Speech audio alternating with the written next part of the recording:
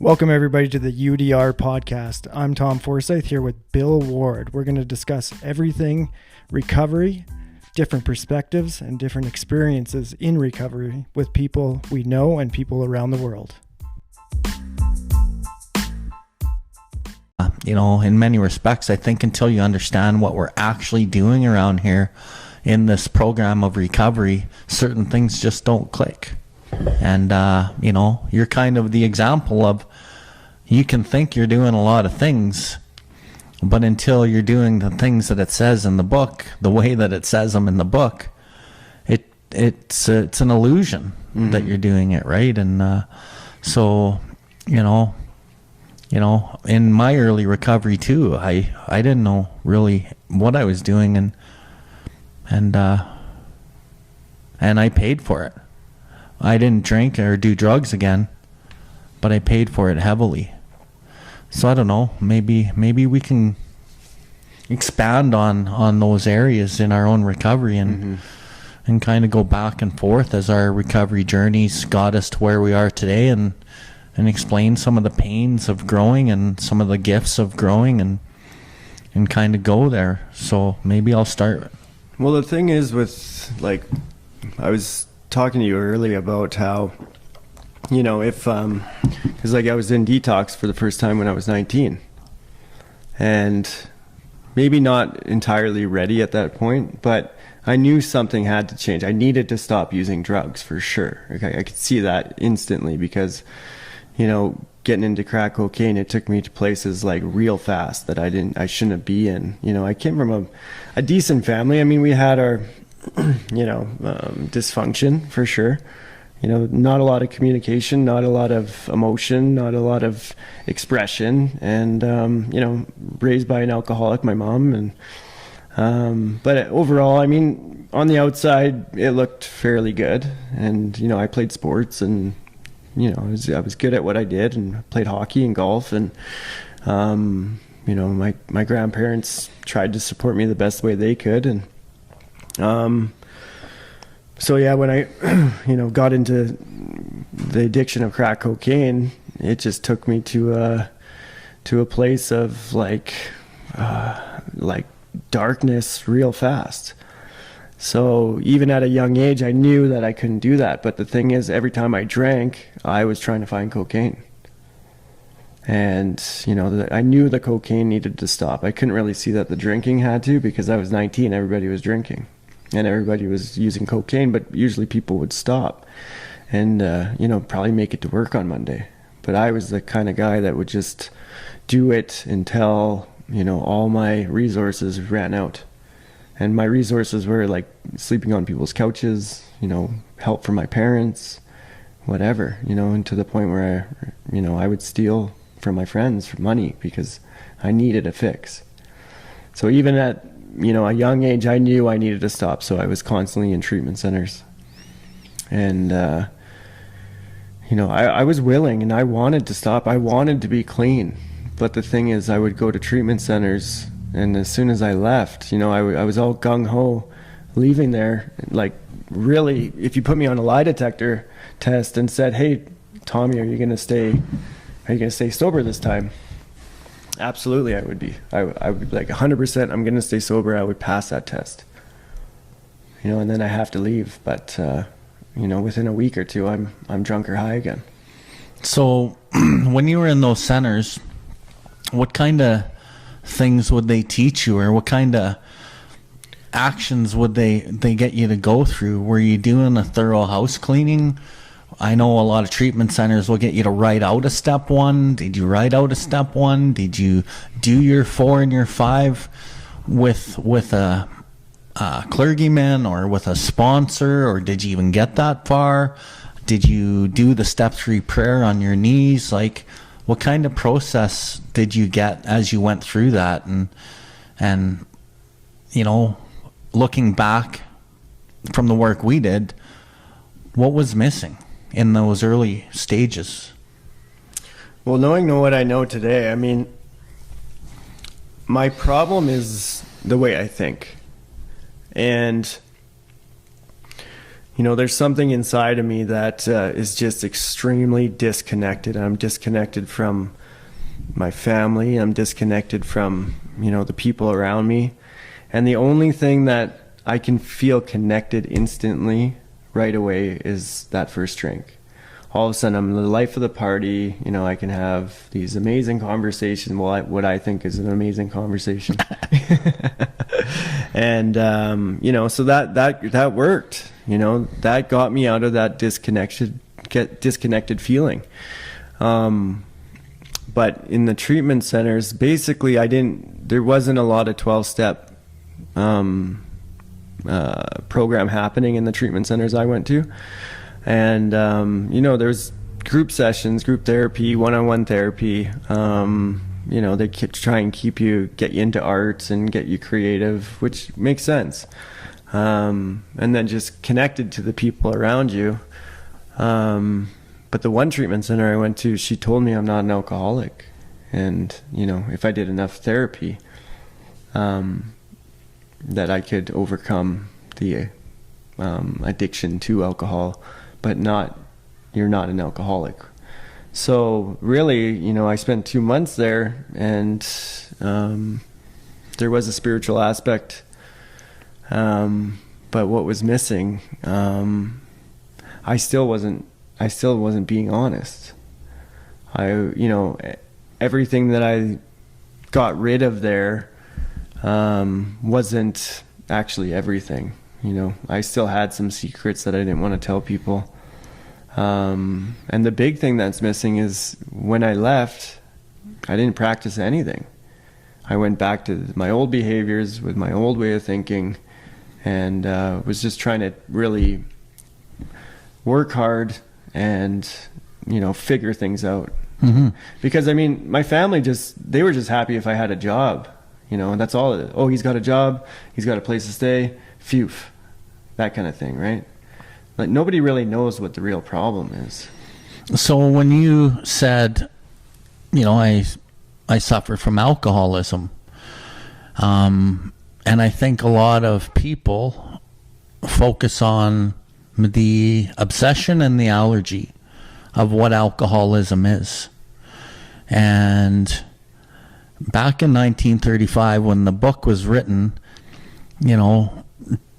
I'm sure drug addiction was somewhat prevalent, but I don't think it was like it is today. And had they been able to have another word for addiction, I think they would have probably combined alcoholism and addiction maybe into the same word. But as our language progressed, alcoholism meant, a problem with alcohol. Mm-hmm. So my question to you is, what does alcoholism mean to you today? Is it about the substance? Is it about, you had mentioned, I have a problem with thinking? Like, give me your best description on alcoholism so that our listeners can understand, because we both know the drug and the drink are not the problem. Mm. And when me and you say alcoholism, we mean addiction. And when we say addiction, we mean alcoholism. Right. So what does alcoholism or addiction mean to you? Is it about the substance? So, that's the thing, because a guy like me, it didn't matter if I drank, I would drink to oblivion. It didn't matter if I did cocaine, I would, do it until, I was so paranoid I'd have to lock myself in a room and I, couldn't possibly see anybody. Or prescription medications, anything that took away that disconnected feeling, I would do, to the extreme. Now that's one part of it. But today I know that, really alcoholism and addiction is a spiritual problem, for sure. And now what spirituality means to each individual is very different. So, I'm not saying religion is the answer to all of our problems, but a connection to our inner being that is connected to this higher purpose has to be found in order to want to live, to want to grow, to want to continue to do this stuff. and really clear that channel from within us. That's gonna, like, I don't even think about drinking or drugs ever anymore. It's not even a thing. And it used to control my entire life. So, I mean, really, we need a higher power or a God of some sort to enter into our lives and start to guide us and give us purpose. And so there's so much more to, alcoholism than just a substance, for sure. I mean, my problem is spiritual. That's that disconnected feeling. The disconnected feeling is what drives my thinking, because when I don't feel well, I'm obsessing about myself and, trying to figure out why I feel this way. What's wrong with me? Why don't I look like other people? Like, I'm judging my insides on other people's outsides, and it doesn't make any sense how people can go about their day, live their lives, and not feel the way I feel. Well, I'm disconnected from everybody and everything. So, I mean, I have to find a connection. And whether it's alcohol, street drugs, prescription drugs, to me, anything that gets me out of that disconnected feeling, I'm going to use to oblivion. And I don't think I can get spiritual enough to get rid of that part. But I think part of the obtaining a connection is first we got to uncover, discover, what it is. And, discard a lot of these things that are actually blocking that channel. You had mentioned clearing the channel. Well, and then we recover. So, I want our listeners to understand that this connection thing that we need to get to the place, like you just said, where you don't even think about drinking or using, it's not even a thing. I see a lot of people in recovery that still have the thought, well, maybe a drink would be a good idea, although they know they can't, and they struggle with this for years. But my belief is, and based on my experience, and I've sponsored hundreds of men, until you do the deep house cleaning and you uncover, discover, discard, then you can recover. So with you, I know when me and you did a bunch of work in your recovery, you had already tried getting sober a number of times over the years. And you had done some work on the uncover, discover, discard, and recover. But for whatever reason, you kept getting drunk. And we talk about the spiritual part of the sickness, which is the most important part to medicate, as we both know. You are still restless, irritable, and discontented. And that comes straight out of our literature, out of the big book. And that is the doctor that writes that, unless you can again experience the ease and comfort that comes at once by taking the first few drinks. It also says, as we succumb to the desire again, as so many do, the phenomenon of craving develops, meaning now we've set off the allergy. And we're not drinking to escape this life shit anymore. We're drinking to overcome this physical part of the craving in our bodies that's beyond our mental control. So as you were kind of living those early 9 or 10 years, like, I was praying and I was going to meetings. But as you talked about the blocks, like, in order to actually access this power that I desperately needed, I needed to do some really deep work with you. And it was work that I didn't really understand needed to be done.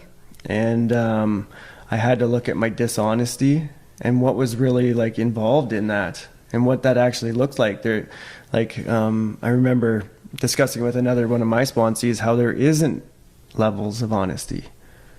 You're either honest or you're not. There's no more white lies. There's no more saying the right thing to control another person's emotions. And I just didn't understand what was actually involved in that. And, so when I was actually able to be honest with myself about what needed to actually come to light, I couldn't get it, like you said, for about 10 years. just talking about the stuff that was bothering me, it just wasn't enough. I really had to get in deeper and, start to understand what these things about me that were blocking me, and really bring them to the table and be honest with them, be honest about them. And why do you think you couldn't get sober though through those 9 or 10 years? Like, as the doctor writes, we succumb to the desire again. Well, we fail to resist to this desire to drink, as so many do. And then, like, it's almost saying that we didn't have a choice. So as you would stay sober, like, what was happening in your head? And then, like, why would you drink? Knowing everything you already knew about yourself and what always happened, it almost looked like you failed to resist and you had to drink. Like, can you explain to our listeners who might be relapsing or not able to get this, that, like, kind of what the thought process was and what made you explode and go, you know what, I need a drink? Well, I would so I would get some relief. Usually I would go to a couple meetings a week. I would pray in the morning sometimes, and I would never phone my sponsor and be honest with them. But never once would I really be open, and I really didn't know how to be open. And I didn't know how important it was to be open to somebody else and on a daily basis connect with God, and then continue to watch for selfishness, dishonesty, resentment, and fear. Because when these things crop up, I need to discuss them with somebody immediately, it says in our literature. And that, I would usually take something, sweep it under the rug. Maybe it was some small bit of anger, but you do that enough time over the weeks and it starts to build up, and the alcoholism returns, and my head starts to spin. And, if I wait 2 weeks to call someone and talk to this stuff about, by then I don't even know what's wrong with me anymore. And I call and I say, like, I'm so full of anxiety, and, they can't figure it out for me. Hold on. And you said alcoholism returns, and you haven't drank yet. What you're saying is the thinking, the distorted thinking, the living in resentment, the living in self-delusion, resentment's piling up, trying to run the show, that returns. Okay. So we talk about alcoholism, and, basically I'm running my little universe in my mind. A lot of this stuff isn't actually happening. I'm just building scenarios. I'm having conversations with people, and we talk about it as playing God. And this is usually where it starts to happen, is in my head first. So if I'm already planning, a conversation or a scenario and how it's going to go, I'm setting myself up for failure, because I'm not God. I don't know how the conversation is going to go. I don't know how, a certain situation is going to pan out. And if I already have it planned and I have it set in my mind, it's not going to work out that way, And then I'm disappointed, and, I'm angry, and you might take other actions in your life as you go towards this thing that you've already pre-proposed the outcome, and then all your actions in between now and then could also be more alcoholism kicking in, and more fears generated, and more, playing God, I guess. Absolutely. And it's just like spinning your brain. Okay. So what it does, like in my experience, I just lived with anxiety, like a crippling anxiety, and I would have to push through it every day. I'm only capable of that for so long before I have to drink.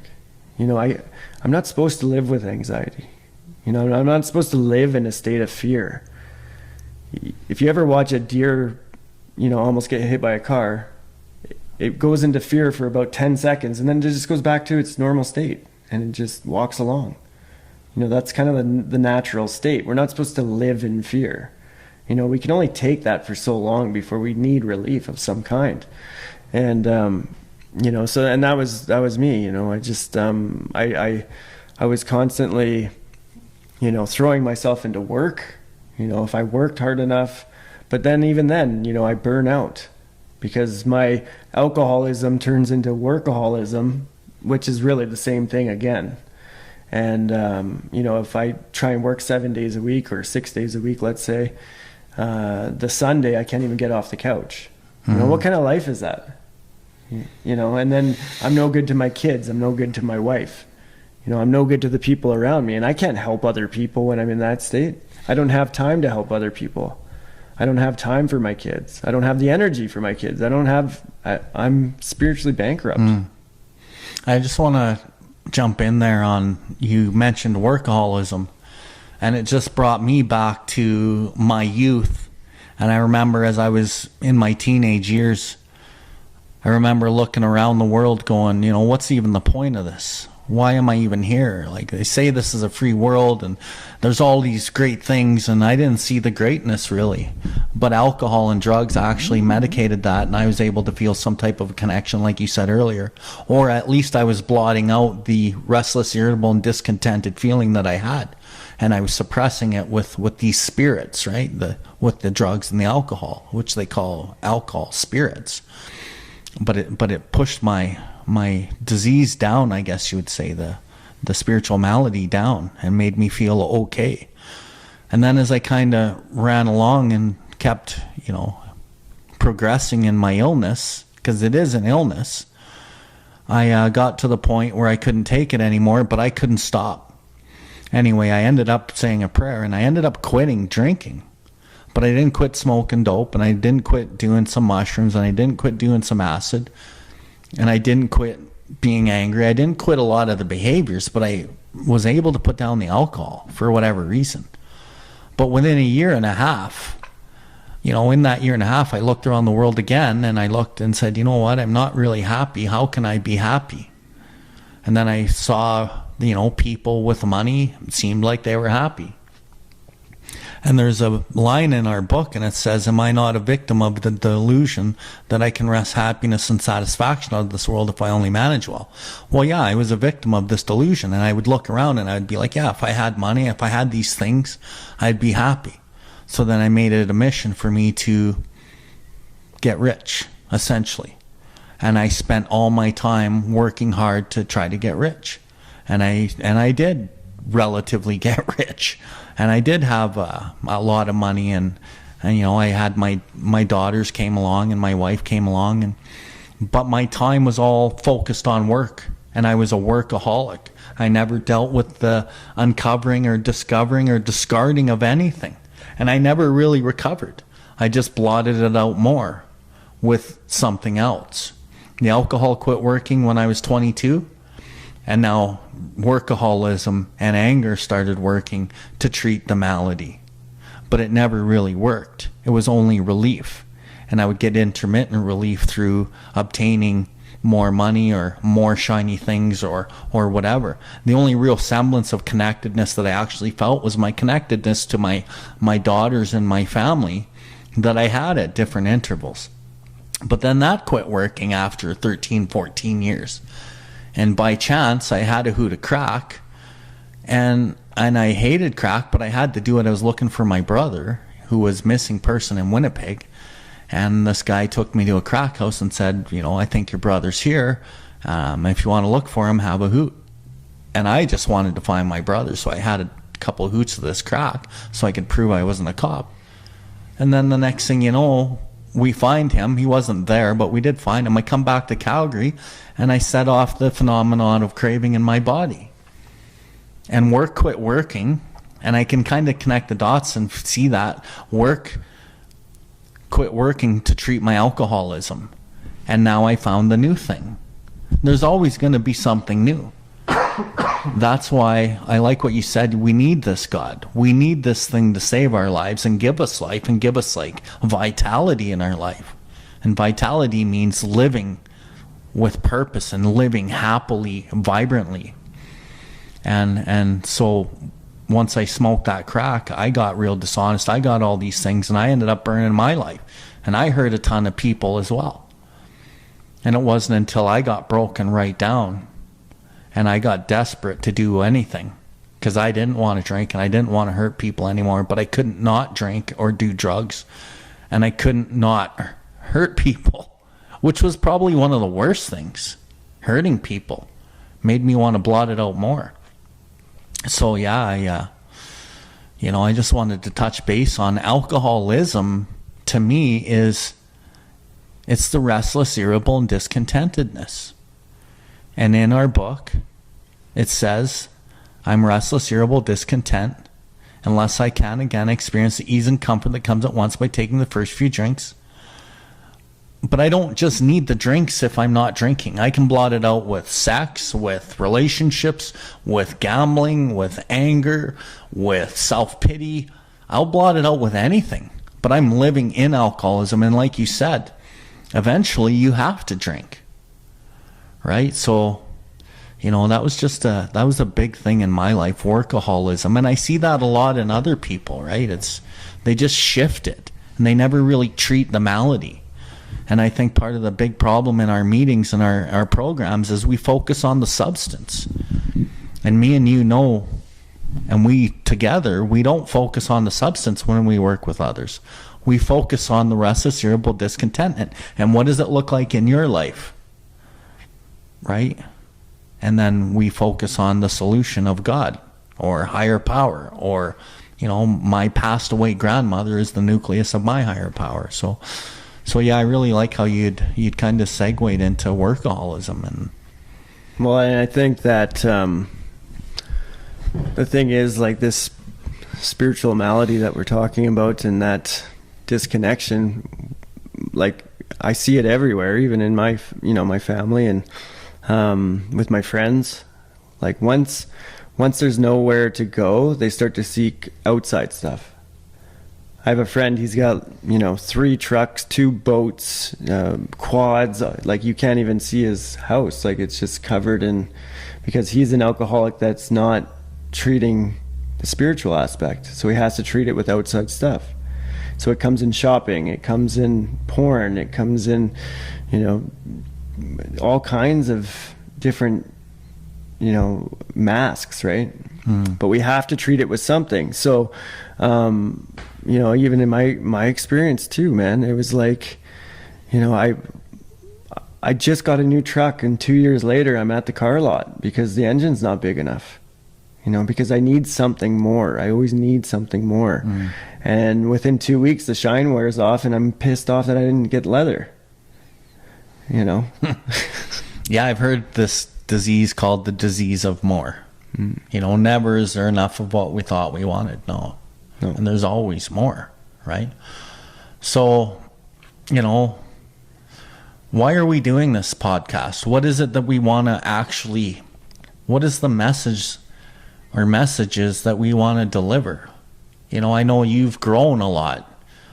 The book talks about hitting the 4th dimension of existence that we could not even have dreamed.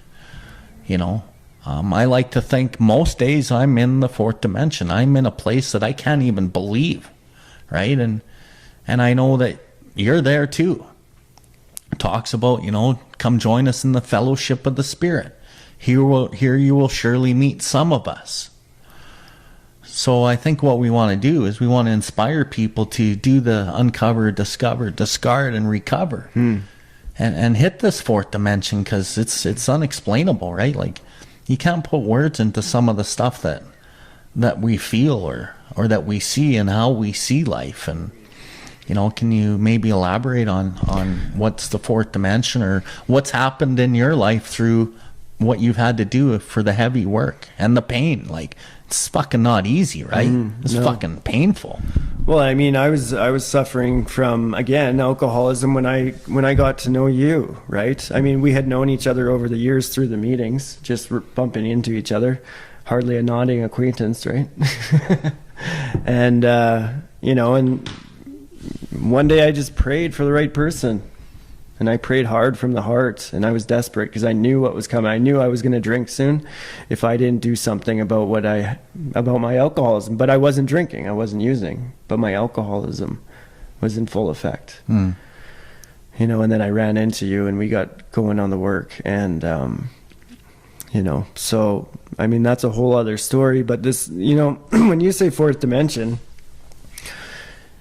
from my experience, what that looks like is, you know, it started with that. It started with a prayer and not knowing what the answer was and bumping into you. You know, that's something that I couldn't figure out on my own.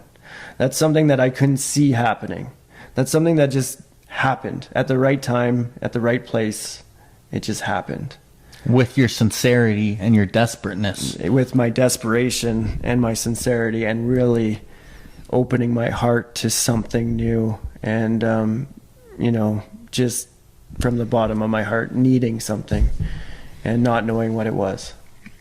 You know, my wife and I had to separate for a while because the disease of alcoholism, she's not an alcoholic, but she was raised by an alcoholic, and she married me, an alcoholic.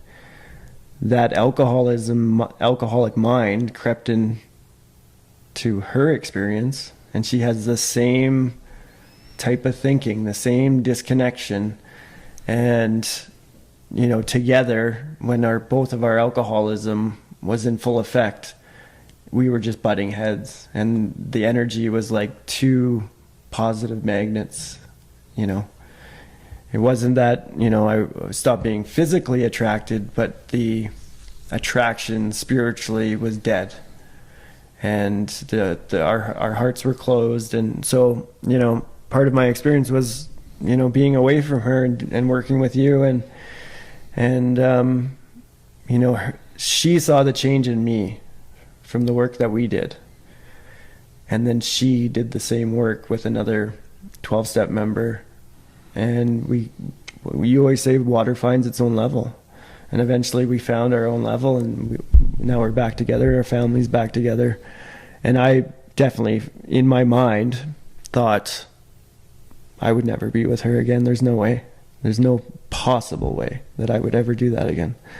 And it happened. You know, just being in a state of not having to know the outcome and things just coming together better than I can expect. That's fourth dimension stuff to me, because I can't plan it. I can't see it. But for some reason, when I'm in the right space, things just kind of start to fall into place, and the dots get connected. And I'm not afraid if it's not like a very straight line and it has to be a certain way, because a lot of my experiences are leading me in a certain direction. And even though that direction doesn't work out, it's still leading me in another direction, but I can't see it. And even though, you know, a certain situation happens where I think, oh, this is great, it's going to be happening this way, and then I get led into a different direction. And it's just like all this unseen, unknowing, you know, so I really feel like I don't even have to worry about it, because everything is being taken care of, and I'm in a place of neutrality, safe and protected. You know, I cease fighting everybody and everything. If I stop fighting everybody and everything, I really have nothing to worry about. Well, I think what you're saying also is you quit fighting yourself. Yeah, first, sure. right? For sure. And if you're not fighting yourself, then you're not going to fight everyone and everything. Mm-hmm. And you're placed in a position of neutrality within your own mind, within your own being. And then you take that into the world, and you're placed in a position of neutrality within your fellow man, and everything's okay, right? Whereas before, I wasn't okay in my own mind. I wasn't placed in a position of neutrality. I was always trying to struggle to the top of the heap, or hide underneath it, or move this or move that. And I had all this gossip happening in my mind, so I was never in neutrality. And then I would take that non-neutrality outside myself, and I would pry and manipulate and try to take and grab and snatch this and push that and try to make things happen, because I had this delusion that if I did all these things outside myself, had this amount of money, had this person in my life, if they just did this, and I'd be happy. No, it never worked that way. So, you know, that's part of, that's in a nutshell. What we're talking about is why we're doing this. We want to inspire people to do the heavy work, to uncover and discover what it is and why. And it only happens over time, right? It only happens through the time and through the consistent, persistent commitment to change your life. Very little to do with the alcohol or the drugs. And I know some of our listeners, maybe they have questions about, well, what do you mean about alcoholism? What do you mean? It's an obsession of the mind and it's an allergy of the body. Yeah, and that's what is described as the illness in the book. But before that is the spiritual malady. And to you and I, that is alcoholism. I'm going to treat alcoholism with drugs and alcohol until I can't. And then I'm going to treat it with defects of character or behaviors or more destructive behavior. And if I keep treating it with no alcohol or drugs, but I'm treating it now with this destructive behavior, like you said, it's only a matter of time before I'm fucking drinking or doing drugs again. Or I'm totally hurting people. Or if I know I can't drink or drug, I'm at the jumping off point and I want to die. So, why are we doing this podcast?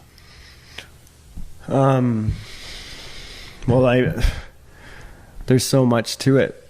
We're going to see how it goes, where it leads us, but there's also the aspect of my experience and your experience together, and the experience of watching and collecting data and seeing how it affects addicts and alcoholics, the families of addicts and alcoholics, maybe the friends of addicts and alcoholics, and maybe just the people that feel shitty all the time and can't figure out why. And maybe they don't have an addiction problem. Or maybe they do and they just don't know. And it's just being projected in other ways. And I think really the spiritual sickness, just in society, not saying that everybody may be suffering from it, but the ones who are, we have a solution. Like definite solution, which nobody ever explained to me. And I tried so hard to, self-help books, spiritual teachings, energy work, tons of psychology, counseling. And why did none of it ever work? I guess I wasn't ready at the time, but... And you didn't understand. I just didn't understand. And I told you the other day when I probably could have saved myself years of pain having knowing what I know today. So just kind of finding that sweet spot on what works and what I'm seeing working with other people. If we could save someone just some of that pain, this is the whole point. So you had mentioned, and we have had some of these discussions prior to this podcast. What we want to do is we want to carry the message of the spiritual malady is the real problem, not only with the alcoholic at a nth degree. It's also the main problem in our society. And like you said, maybe not everyone suffers from it, but a lot of people do. They're restless, irritable, discontent, and they keep trying to make more money or get different jobs or get into different relationships. And so, and we want to carry the message of, well, what is this addiction? What is alcoholism? What is the spiritual malady? Not only to alcoholics and addicts, but to the families, and get them to maybe understand a little bit, because it's a complex type of illness in a way. It's an illness that tells you don't have an illness in many respects.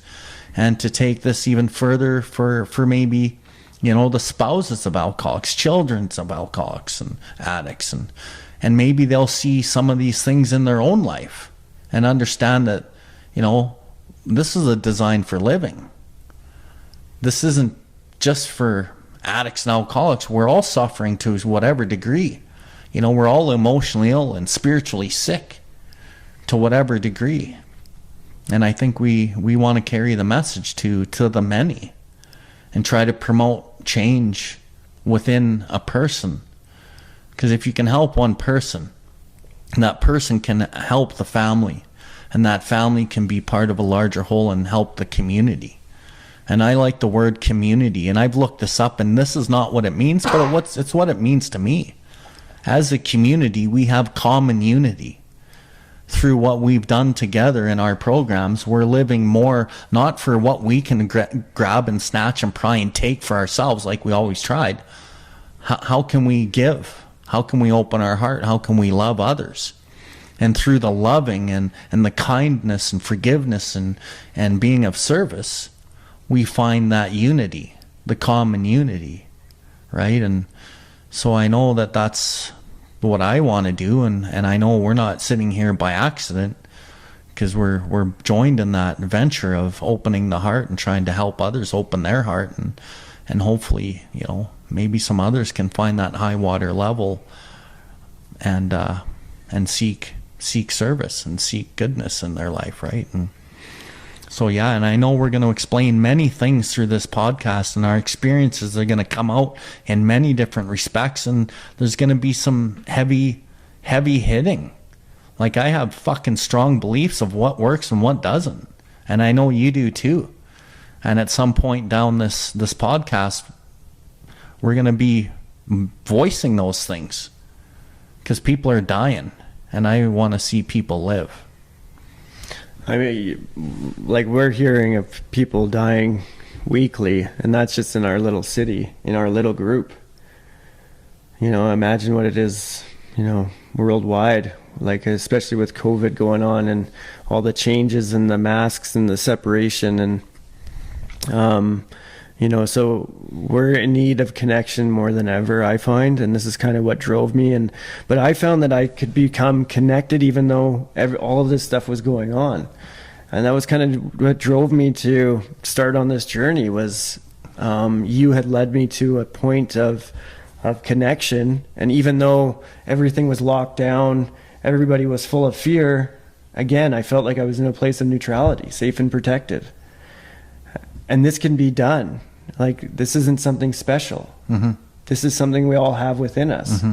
If we can just start to rewire and deprogram everything we've been taught and what the media is saying, you know, all this fear, like, fear is, to me, the destroyer of the spirit. Mm-hmm. You know, of course it serves a natural purpose. Well, it stops me from getting hit by a car, something like that, but not to live in it, mm-hmm. not to go to bed with it, not to wake up with it. You know, so if we can start to open our hearts and expand the love that's within us, and, you know, really connect to our spirit and the people around us, mm-hmm. and just expansion of love is really the main, you know, objective daily in my life today. Expansion mm-hmm. of love. How can I be love? How can I express love? You know, what is love in a certain situation? It's not all just being nice all the time. Right. You know, love comes in very different forms, and sometimes it's a direct message that kind of sounds like it's not coming from a place of love, but it is. I see it with my kids, you know. It's coming from a place of inner truth, mm-hmm. with a sincere desire to be of service.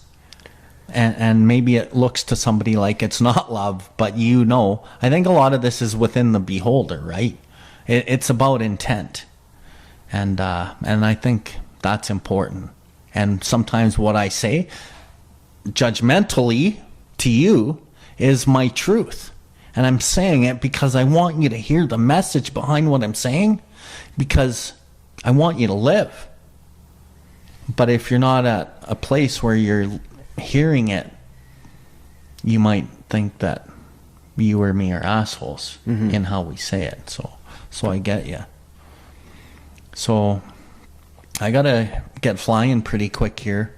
I gotta go do some work with one of my God-centered 12-step pillars, as I continue to want to grow and be better. And I think we're discovering, and we're definitely trying to discard some shit.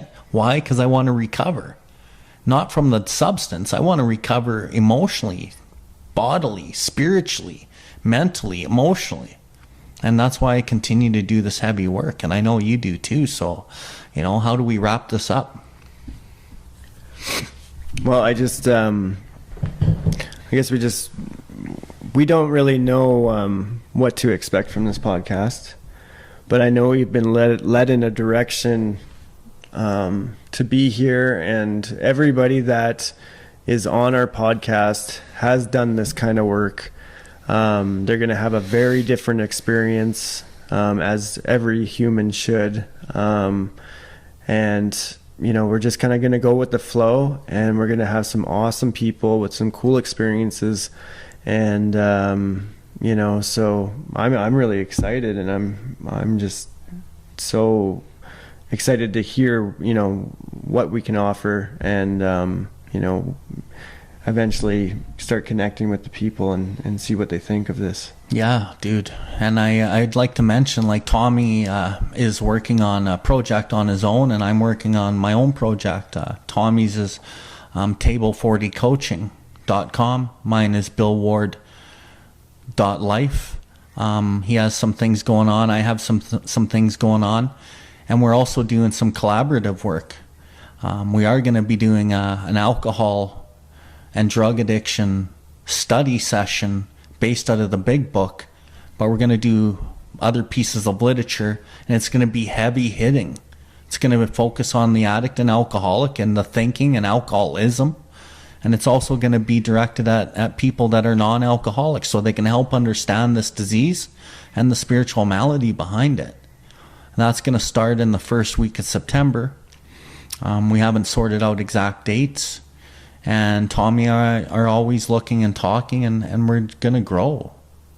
So, you know, we have some other ideas that will come out as these podcasts come out. We'll let you know what's going on. But yeah, check us out on Instagram. Check us out on Twitter, LinkedIn, YouTube, Patreon, and Facebook. And however else we can get the message out there. We're going to really push this because we're passionate about this. The cool thing about the study, Bill and I have chatted about this before, but as you kind of get, you know, your mind starts to open. So what we've noticed is, like, all the literature that we've been reading, you can the parallels are always linked, and everybody's kind of saying the same things in different words. So we want to collaborate all that together and bring in the big book and show, like, this is the language, but they're also saying this, and it's in other literature, just so it starts to make kind of sense to different types of people. And but the main thing is the big book does really push the self-searching, the self-appraisal, which we've found that other spiritual aspects are kind of lacking. So yeah, it's going to be super awesome, I think. Yeah, dude, and it'll be 12 to 16 weeks, once per week, and we'll come back with details. But Tommy, I really enjoyed the session, and I look forward to hosting and co-hosting with you till the end of time, bro. Sounds good, brother. Right on. Thanks, buddy. Okay. Have a good day, everyone.